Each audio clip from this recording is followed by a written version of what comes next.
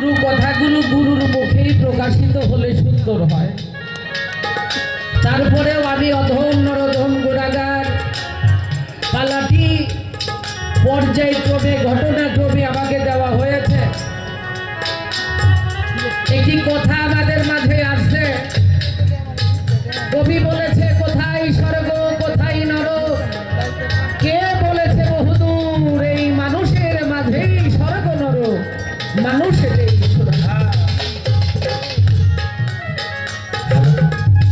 দরবেশ শাহী লালন বলেছে মানুষ ছাড়া খেপারে তুই মূল হারাবি, মানুষ ঘটিলেই কেবল সোনার মানুষ হবি। আমাদের মাঝে কোরআনের দার্শনিক বলে যাকে আখ্যায়িত করা হয়েছে, যিনি বলেছেন কোরআনের মগজ আমি চুনিয়া লইলাম, হাড়গুলো শ্রীগাল কুকুরের জন্য রেখে গেলাম। তিনি হইলেন বাবাজান জালালউদ্দিন রূপ রহমতুল্লাহ আলাইহি। বাবাজান জালালউদ্দিন রূপ বলেছেন মাওলানা হারগিজ নাশদ, মাওলানা রুম তা গোলামে শামসি ব্রিজি নাশদ। মাওলানা হারগিজ নাশদ, মাওলানা রুম তা গোলামে শামসি ব্রিজি নাশদ। এটার বাংলা আসছে আমি জালালউদ্দিন রুম কোনদিনই কামিয়াবি হাসিল করিতে পারিতাম না যদি না আমার মুর্শিদ শামস তাবরিজের গোলামিতে রুজু না করতাম। সেখানে দাঁড়িয়ে তিনি বলেছেন এক জামানা সাহাবাতে বা আউলিয়া বেতারা সাদে সালাতে আদবেরিয়া, এক মুহূর্ত আল্লাহর ওলির নিকটে সহবতে থাকা 70 বছর নফল ইবাদতের চাইতেও উত্তম। আমরা দাঁড়িয়েছি আমার রহম চাঁদ, আমার পাগলের দরবারে, আমার সুবান চাঁদ দরদ রে। গুরু বাড়িতে আসা, বিশেষ করে আমি গানের জীবনে 2-3টা বাড়ি আমার মন মতো বাইনা না করলে, ফোনটা না পেলে মনের কাছে কষ্ট লাগে, আশায় থাকি। এই কথাটার মানে এই না যে আমাকে বাইনা করতে হবে। ও বাবা, কিছু কিছু জায়গা আছে যে জায়গাটার মধ্যে বাইনাটা না হইলে কষ্ট লাগে। কেন লাগে? ওই দরবারটাই যারা থাকে আমার বাবুল চাঁদের দরবারে, আমার আব্দুল কাজীর দরবারে, আর হইল নবীনগর, এই মাসেরই 14 তারিখ আমার এই সিঙ্গার জয়মন্ত্র ফকিরপাড়া বাইনা হয়েছিল, আমার বাবুল চাঁদি বাইনাটা দিয়েছিল। ওই 14 তারিখে আমার গান হইল নবীনগর পুটুলিয়া। এই 3টা দরবার আমি মনের কাছে রাখি। কেন? এই দরবারগুলির যে ভক্তবৃন্দ যারা, ওরা মনে হয় আমারই কেউ হয়। আমাদের বাউল রহমান একটি গান লিখেছেন, তোরে দেখলে আমার মনে হয় না যেন আগের দেখা হয়েছিল কোথায়, লাগে যেন আমার কেহ, তুই কিছু হবি নিশ্চয়। ও বাবা, দরবারের ভক্তবৃন্দ যারা আছেন, আমি সকলের প্রতি আকুল আবেদন রাখি। সর্বপ্রথমে দাঁড়িয়ে আমি উপদেশমূলক একটা কথা বলবো। বাবা, মুরিদ হয়ে পীরের দরবারে যারা আসা যাওয়া করে না, পীরের সহবতে যারা থাকে না, তাদের মুরিদ হওয়ারই দরকার হয় না। আজকে পালা হলো ভক্ত। এই ভক্ত কাকে বলা হয়? ভক্তকে মুরিদ হইলে ভক্ত হওয়া যায় না। ভক্ত হইতে গেলে পীরের সহবতে মহব্বতে ধ্যানে গেলে ভক্ত যেমন রাখে, গুরু তার ওইভাবেই রাখে। হাজার হাজার মানুষ মুরিদ হয় একটা দরবারে, দরদ তার মধ্যে 2-4 জন 20 জন ভক্ত থাকে। পীর যখনই ফিরি হয় তখনই ফোন দেয়, পাগল কেমন আছে? ওই তুই আমার দেখে যা, আর না হইলে তুই কোনে আসাস, আমি তোরে দেখতে আসি। এক আত্মা আর এক আত্মার মধ্যে যখন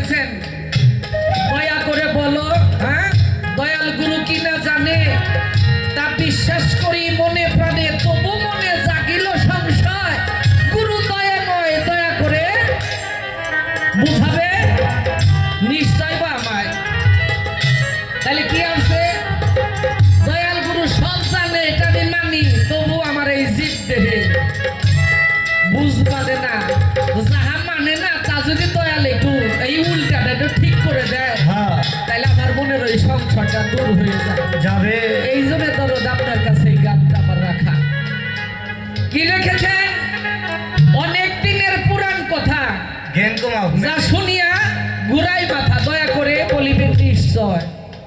গেল সে কথা, স্বামী নাই সে গর্ভবতী, তবুও 4 যুগের সতী, এক ছেলের স্বামী রূপে লয়। তারপরে কি, মেজ ছেলে কি আসলো, বড় ছেলে তাই দেখিয়া লজ্জায় গেল পালাইয়া, মেজ ছেলে জন্মদাতা হয়, আর 2 ছেলের প্রতিরণে জন্ম নিল পিতৃধনে। ভাইয়া দিল পিতার পরিচয়, পিতৃ পরিচয় বা পিতার পরিচয়। একটা উল্টে কথা, ওই কথাটারে কেবল সোজা করে দেওয়া। এই হলো তার গানের প্রশ্ন। মৌখিকভাবে প্রশ্ন করেছে, মুরিদের পরে আমার কাছে আমার কাজটা কি? আমি যে মুরিদ হইতাম, মুরিদ হওয়ার পরে আমার পীরের সাথে তথা আমার পীরের দরবারে আমার কাজ কি, আমার ডিউটি কি? আমি তাহা বলার জন্য চেষ্টা করব। একটু দয়া করে আমাকে একটু পরিবেশ দিতে হবে। আমি একটা গান রাখবো, এই গানের মাঝে তার প্রায় কথাগুলোর জবাব হয়ে যাবে। তো ওই কথাগুলো একটু ধরাই ধরে ফোটের সামনে নিয়ে দিতে হবে, কারণ ভক্ত তো আরজি করছে। ওই কোন জায়গায় দানের কোন বাকি থাকবে ওইটে ওইটে আবার বলতে পারে, তাই বলার যেন জায়গা না থাকে, এই জন্য একটু মৌখিকভাবে 2 কথা বলার জন্য চেষ্টা করি। 12:30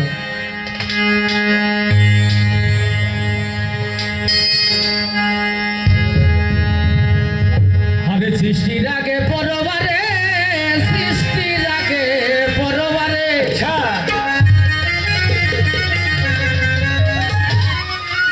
ওরে সে যে মহান শক্তি ছিল,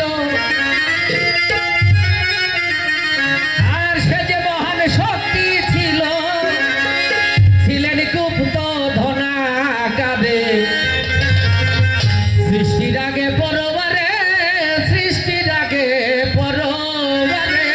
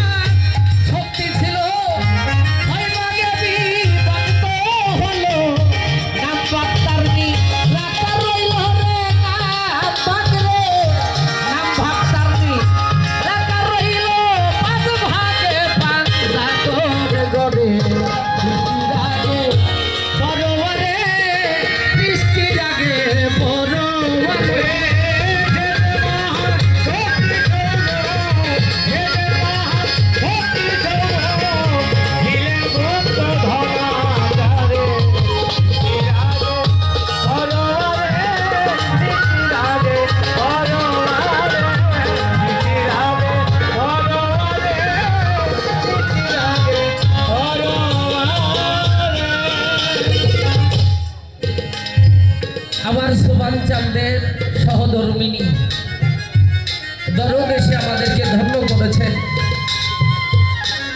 জগৎ হলো প্রকৃতি, প্রকৃতি হলো নারী, নারী হলো মা।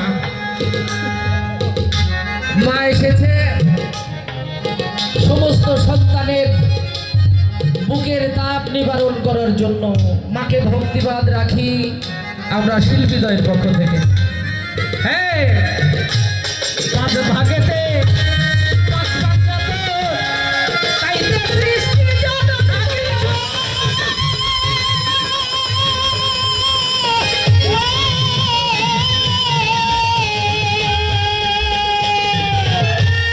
পথে পথে আচার ধরে নাম হলো মুহাম্মদ রাসূল রে। নাম হলো মুহাম্মদ রাসূল, নাম হলো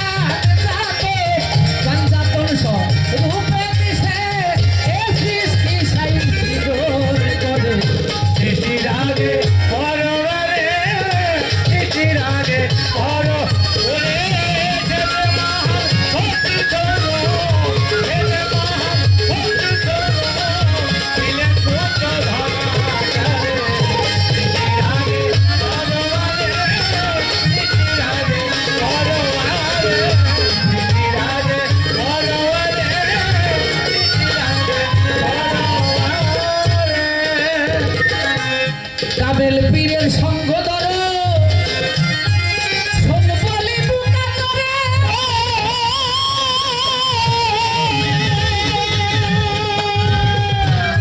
অন্ধ চোখে ঠান্ডা কেটে দেখবি রে রূপ সামনে। দেখবি রে রূপ সামনে, দেখবি রে রূপ সামনে। কামেল পীরের সঙ্গ ধরো,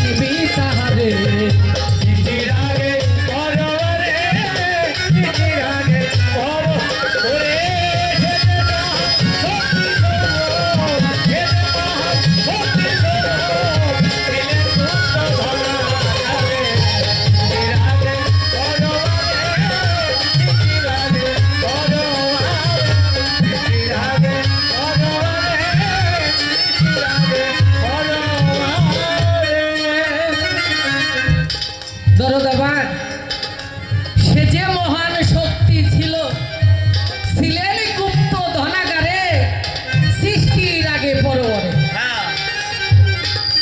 তাহলে এক ছেলে হলো পালাইল, ছেলে হলো চারজন, চারজন ছেলে। পাক পাঞ্জাতনে কয়জন? পাঁচজন না? পাক পাঞ্জাত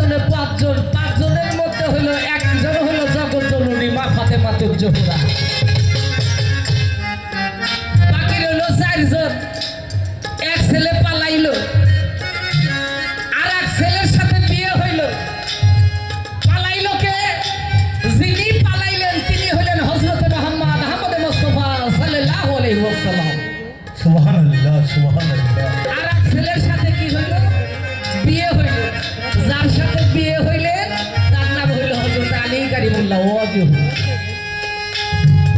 আর দুই ছেলের অতিরণে জন্ম নিল পিতৃধনে, তারাই দিল পিতার পরিচয়। কি কথা তাই না? আর দুই ছেলে রতিরণে জন্ম নিল, জগৎ জননী মা ফাতেমাতুজ জোহরা হযরত আলী কারিমুল্লাহ ওয়াজহু, তথা আর একটা নাম তার হলো হায়দার। এই যে হায়দার উপাধি, এটা কিন্তু উনি বয়সকালে পায় নাই, বয়সের কালে উনি পায় নাই, শিশু অবস্থায়। কথা মনে পড়ে গেল, 2 মিনিট বলি। এই যে হায়দার মানে কি, এর চাইতে আর সেরে শক্তি, বড় শক্তি আর কারো নাই। মওলা আলী যখন দুনিয়াতে ভূমিষ্ঠ হলেন, পদার্পণ করলেন, তাশরীফ আনলেন, আরবের মধ্যে এমন একটা অজগর সাপ, এই সাপ যারে ধরে তারই খেয়ে ফেলে। আরববাসীরা ওই সাপের ভয়ে পলায়ন করতে লাগে। একদিন ওই সাপ কাবা ঘরের দিক থেকে আসতেছিলেন, সকলেই পলায়ন করতেছিলেন। আমার আলী কারিমুল্লাহ ওয়াজহু একটা দোলনার মধ্যে শুয়েছিলেন, দুলতেছিলেন শিশু অবস্থা। আমার বাবা আলী কারিমুল্লাহ ওয়াজহুর যিনি মা, তার নাম হলো ফাতেমা বিনতে আসাদ। এই ফাতেমা বিনতে আসাদ সন্তানের যন্ত্রণা, সাপ আসতেছে, উনি দূর থেকে সন্তানের কাছে আসবে কি আসবে না চিন্তায় পড়ে গেছে। সাপটা আস্তে আস্তে আমার আলীর কাছে যখন আসছে, সাপের জল আছে না, সওয়াল, ওই যে মাছ কাটতে গেলে মেয়েরা জল কাটে না, গাইলচা কাটে, জল কাটে।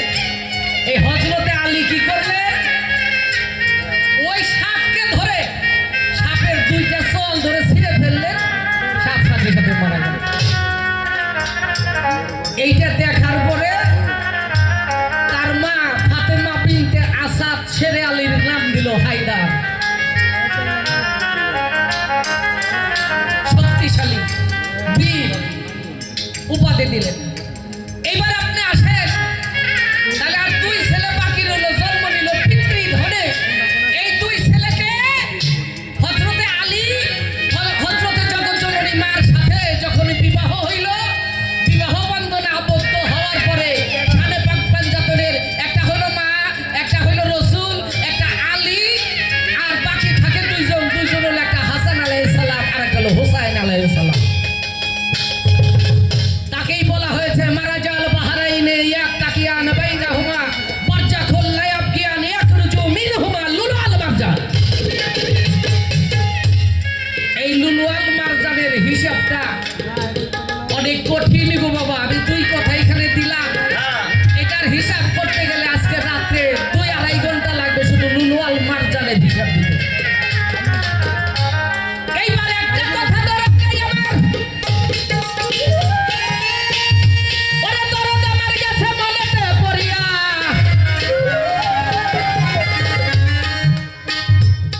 ধৈর্য ধরে নীরব থাকবেন আমার বাবা, যেটা বলতেছি পায়ে যে দরিয়া। গানের মধ্যে যে কথা ছিল উত্তর দিলাম ভাই। এইবার পাক পাঞ্জাতনের বিষয়ে 2-1খানা কথা বলতে চাই। আবার দয়াল যারা সামনে বসে আছে, আমার সাধুরা তো সব জানে। হ্যাঁ, এটা গানের জন্য আছে না বাবা, এই সব জানে, একটা গান আছে না, হ্যাঁ?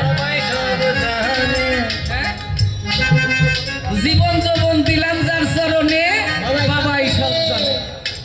আমার বাবাজি যারা সকলেই সব জানে, তবু আমি সালাম তারা করে দেওয়া হয়েছে এই জন্য যে আমাদের সালাম কি শিখলো।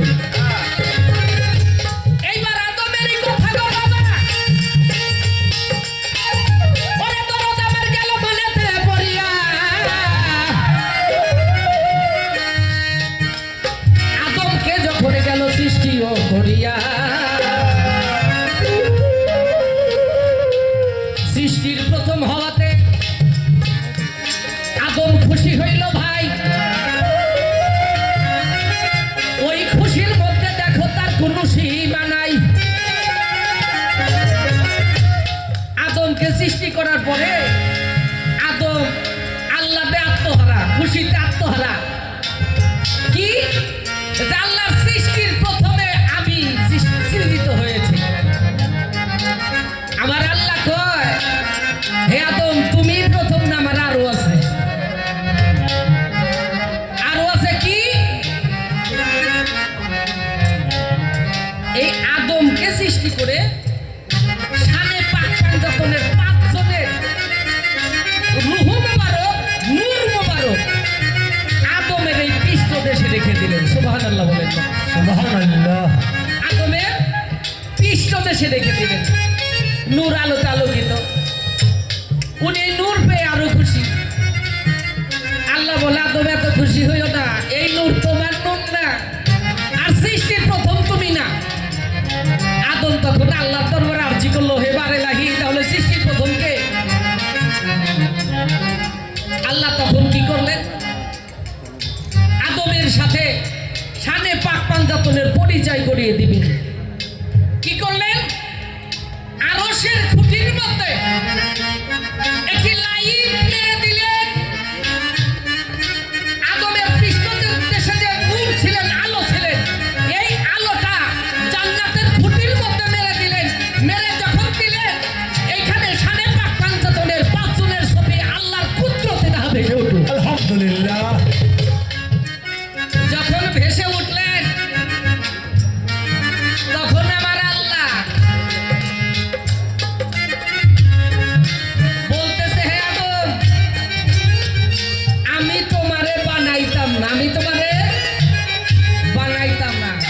আদম বলে, পারে লাহি, তাইলে আমারে কেন বানাইছেন?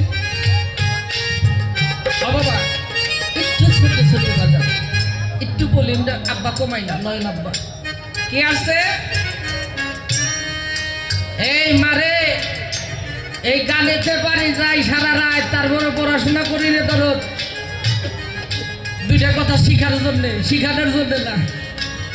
তখন আল্লাহ কি করলেন? আমি আদম তোমারে বানাইতাম না। আদম বলে, আল্লাহ তাহলে কেন বানাইছো? বলে, এই যে আল্লাহ বলছিলেন, কুন্তু কানজান মাকফিয়ান ফা আবাবতু আনুরাফা ফা খালাকতু খালকা।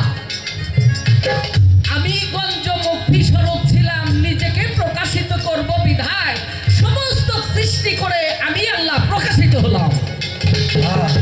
তাহলে প্রকাশিত হইলেন, মাপদণ্ডটা কি? আল্লাহ বললেন, তোমার আমি আদম বলি, তুমি শুনো। কি বলে? আমার নাম, আমার 5টা, আল্লাহর 5টা জাত নাম। কি জাত নাম? আল্লাহ বললেন, আমার নাম হলো মাহমুদ। কি বললেন বাবা?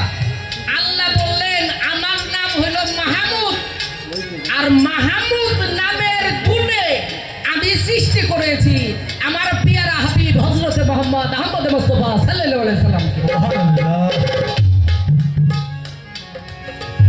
আমার নাম ফাতি, আমার নাম ফাতি, আর এই ফাতি নামের গুণে সৃষ্টি করেছি আমি জগৎ জননী মা প্রকৃতিকে। কথা বলে ফাতেমা জোহরা। আমার নাম আল্লাহ, আমার নাম আল্লাহ, আমার এই আল্লাহ নামের গুণে আমি সৃষ্টি করেছি হযরত আলী কারিমুল্লাহ ওয়াজহু। আলহামদুলিল্লাহ। আলহামদুলিল্লাহ। আমার নাম আবদ। আল্লাহ বললেন কি? আমার নাম এহসান। আল্লাহ বলেছে, আমার নাম এহসান। এহসান নামের পাশাপাশি আমার জাত নাম থেকে আর একটা নাম সৃষ্টি করেছে আমি, হাসান আলাইহিস সালাম। হ্যাঁ। আমার নাম মহসিন, আমার নাম মহসিন। মহসিনের নামের তাৎপর্য থেকে আমার ওই জাত নাম থেকে আমি সৃষ্টি করেছি হযরতে হোসেন আলাইহিস সালাম। আমি কেবলমাত্র ভাণ্ড রূপে তোমাকে সৃষ্টি করেছি, এই জন্য আমার এই পবিত্র রূহ মুবারক যেন 5টি দুনিয়াতে সবাই ক্রমে দুনিয়াতে পদার্পণ করতে পারে। এই ভাণ্ড হলো তুমি। হ্যাঁ। ধরো তোমার একজন হলো অপেক্ষা করে, ধরে আমার বাবুল চান, আমার বাবুল চান অপেক্ষা করে রহম চাঁদের। কি তাই না? তাহলে এই শব্দটার নাম আসছে আবদ। আবদ শব্দের অর্থ হলো অপেক্ষাকারী। কে এটা? আবদ শব্দের অর্থ গেল মুসা নবী।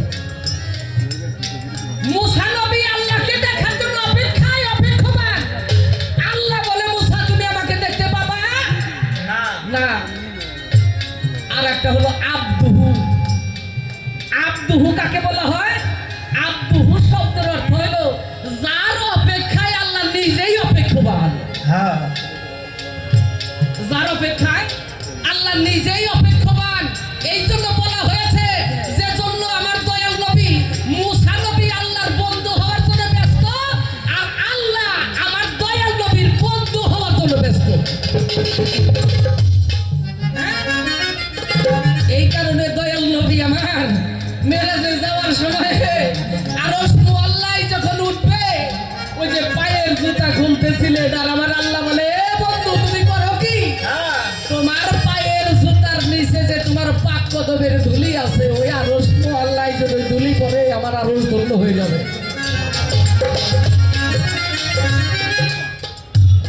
দরদ আমার অনেক আলাপ আলোচনায় দরদ থাকে, তবে আজকে বেশি কথা বলার জন্য মন নাই। আজকে সলে কিছু কথা আলাপ আলোচনা হবে,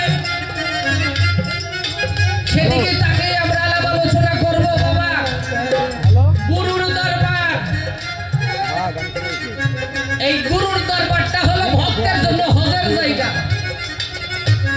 ভক্তের হজের জায়গা। ভক্তকুল যারা আছে আমি তাদেরকে পাই ধরে বলবো, বাবা যতক্ষণ আমার বাবুল চাঁদের দরবারে থাকে, জীবনে অনেকভাবে সময় কাটাইতে পারছেন।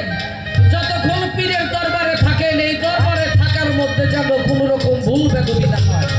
ওরে ছেলে মহান শক্তি ছিল, ছেলে মহান শক্তি ছিল, ছিলেন দুর্যোধন আকারে। সৃষ্টিরাগে পরমারে, সৃষ্টিরাগে পরমারে, সৃষ্টিরাগে পরমারে, সৃষ্টিরাগে পরমারে। কেন বললাম? বুখারী শরীফের মধ্যে আসছে, এই বাবারা, বুখারী শরীফ হাদিসের মধ্যে আসছে, আল মুমিনু আকরাবু মিনাল কাবা। চুল ছেড়ে দেব, মানে চুল ছেড়ে দিলে আমার কান বাইঙ্গে আসে। মা তো কইছে ছেড়ে দেব লাগবে। তাহলে কি আছে বাবা? আল মুমিনু আকরাবু মিনাল কাবা। একজন ভক্তের জন্য তার মুর্শিদ হইল কাবা। সুবহানাল্লাহ। এই কাবায় এসে যেন বাবা কোন রকম ভুল বেদবি না হয় গো। যদি হয়ে যায়, জীবন ভরে যা সঞ্চয় করেছেন, আপনারা হজে গেছেন এমন কোন ব্যক্তি এখানে আছেন নাকি গো? সৌদি আরবে গিয়েছেন, আমার রসুল পাকের রওজার মাথায় মুখোমুখি, রওজার মাথায় একটা আয়াত লেখা আছে। কি আয়াত? বাংলা বলি, তোমরা রসুলগণের, আমার রসুলের সামনে উঁচু কণ্ঠে কথা বলিও না। কথাটা মন দিয়ে শুনবেন বাবা। বিটলামি করলে বাবা আমার এই কষ্ট করে বলাটাই সার। আমার নবীর সামনে উঁচু কণ্ঠে কথা বলিও না। যারা বলিবে তাদের আমল নামাটা এমন ভাবে সিজ করে নেওয়া হবে যে যার আমল নেওয়া হবে সে নিজে উঠে আরো পাবে না। আরে এই আয়াতটা আমার রসুল পাকের জামানায় রসুলের কাছে নাজিল হয়েছিল। এখনো আমার রসুল পাকের রওজার মাথা, যে জায়গায় রওজার মাথায় ওই আয়াতটা এখনো লেখা আছে। তার মানে এইটাই প্রমাণ করে, যারা বলে যে আমার রসুল মারা গেছে, এই আয়াতে প্রমাণ করে আমার রসুল মারা যায় না। সামনে উঁচু কণ্ঠে কথা বলিও না। তাই পীর যখন কথা বলে গো দরদ, আপনাদেরকে বলি বাবা, আমি এই দরবারটা মনে করি আমার নিজের দরবার গো। যদি কেউ মনে করেন যে সালাম সরকার আমাকে পাম দিতে, সেটা মনে করতে পারেন, এটা আপনার ব্যাপার। কিন্তু আমার আত্মা দিয়ে আমি বলতেছি, এই দরবারটা আমি নিজের দরবার মনে করি বাবা। পীরের সামনে পীর যদি ভলিউম দেয় 50, ভক্তের ভলিউম থাকতে হবে 30 বা 25। পীরের কথার উপরে কথা বলা যাবে না। পীর যে কথা বলতে আদেশ করছে, ওইটার পিছনে আর কোনো কুচি লাগানোর সম্ভাবনা নাই, লাগানো যাবে না, ওইটাই ঠিক।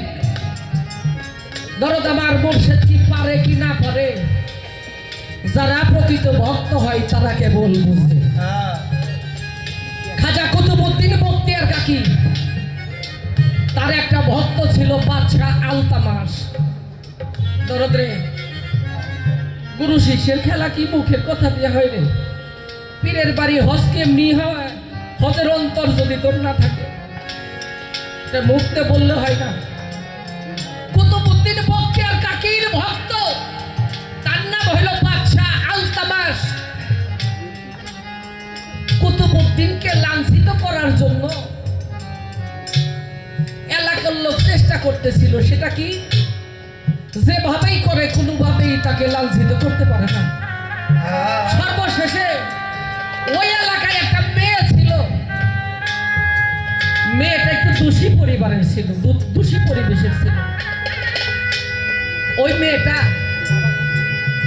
গর্ভবতী হয়েছে। সকলে ওই মেয়েটাকে নিয়ে খাজা কুতুবউদ্দিন বখতিয়ার কাকির দরবারে আসছে। আসার আগে কি করছে? তার যে ভক্ত আলতামাস, আলতামাসের কাছে যে বিচার দিয়েছে, আপনার পীর আমার সতীত্ব নষ্ট করেছে, তার সাথে মিলামিশা করে আমি আজকে গর্ভবতী। আপনি বাদশাহ হন আর যাই হন, আপনার পীর হোক আর যাই হোক, আপনার কাছে বিচার চাই। পীরের নামে বিচার দিছে ভক্তের কাছে। ভক্ত হইল বাদশাহ। ভক্তের কেমন লাগতেছে? আমার পীর কি এই কাজ করতে পারে? আমার রহমান চা, আমার বাবুল চা এই কাজ করতে পারে না? এই কাজ তো করতে পারে না, কিন্তু বিচার দিছে। আমি যে দেশের বাদশাহ, আমাকে তো বিচার করতে হবে। ওই পতিতালয়ের মহিলাটাকে নিয়ে কুতুবউদ্দিন বখতিয়ার কাকির কাছে গেছে। সাহেব বলে, এই ঘটনা আপনার পীর সাহেব করছে, আপনি দয়া করে, উনি আমার সতীত্ব হরণ করছে, উনি আমাকে বিয়ে করতে রাজি না। ভক্ত আলতামাস বলে, ও বাবা, আমি কি করে তোমার বিচার করব? তুমি আমার এই হোকাল পরকালের কান্না, আমি তো তোমার বিচার করতে পারি না। তবে আমি যেই রাজ্যের বাদশা, আমি এখন কি করবো? কোথায় যাব? কুতুবউদ্দিন বখতিয়ার কাকি কয়েক মাসের রাস্তা পায়ে হেঁটে গেলে কুতুবউদ্দিন বখতিয়ার কাকি খাজা মাইনুদ্দিনকে স্মরণ করেছে। দয়াল রে, ও পাগল, তুমি থাকতে আমার প্রতিবাদী। ও আমার রহমত, আমার মুর্শিদ রে, ও দয়াল, তুই থাকতে কি আমি অপমানিত হব? আমার নৌকা ডুবে যাবে। ও দয়াল, তুমি তো মুর্শিদ, তুমি কোথায় আছো? তুমি ছাড়া আমার এই ফয়সালা কেউ করে দিতে পারবে না। ওরা যে আমার মালিকুল আমারের সব কিছু হবে না। আমার জানে এই সময় তুমি ছাড়া আমার আর কোনো বান্ধব নেই। আমার খাজা বাবা, তুমি যেভাবেই হোক আমি তুমি আমাকে উদ্ধার করো।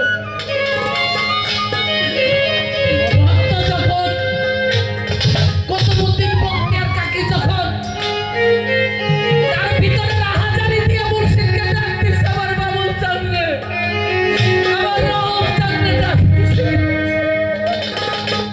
কয়েক মাসের রাস্তা,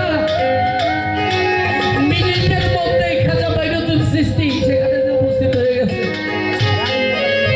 বলে, কুতুবউদ্দিন, ও আজান, তোর কি হয়েছে? কুতুবউদ্দিন বলে, আজান,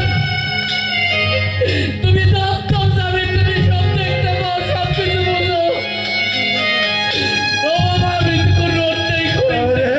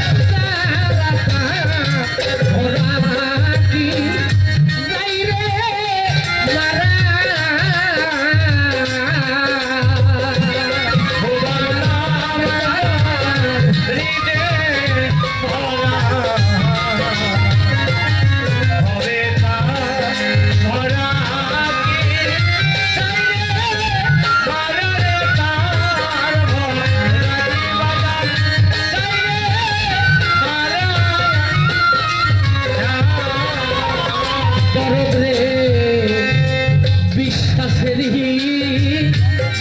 লাগাও রে পাতা তাতে গেদেরি গো আব্দুল